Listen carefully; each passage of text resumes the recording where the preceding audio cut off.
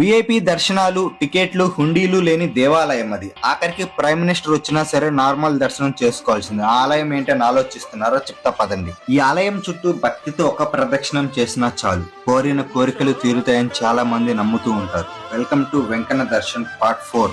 ఆలయం పేరు చిలుకూరు బాలాజీ ఆలయం. ఇదిగో ఇక్కడ ప్రదక్షిణం చేస్తున్న వారంతా అలా కోరికలు తీరిన వారే. కలియుగ దైవం శ్రీ వెంకటేశ్వర స్వామి వారు 3 చోట్ల వెలిసినట్టు పురాణాలు చెబుతున్నాయి. తిరుమల, ద్వారకా తిరుమల, మన తెలంగాణ తిరుమలగా ప్రసిద్ధి చెందిన చిలుకూరును వీసా బాలాజీగా, చిలుకూరు బాలాజీగా మనందరం పిలుచుకుంటాం. అయితే కొన్నాళ్ల క్రితం శ్రీ వెంకటేశ్వర స్వామి వారి భక్తుడు ప్రతి సంవత్సరం తిరుమలకు వెళ్లేవాడు. అయితే కొంతకాలానికి ఆయన జబ్బుపడి తిరుమలకు వెళ్ళలేకపోయేసరికి స్వామివారు ఆయన కలలో కనిపించి నేనున్నానని అభయం ఇచ్చాడంట.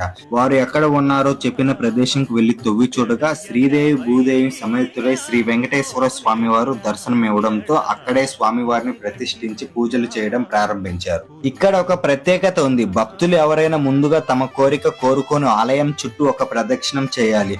కోరిక నెరవేరిన తర్వాత 108 ప్రదక్షిణాలు చేయడం ఇక్కడ ఆనవాయితీగా వస్తుంది.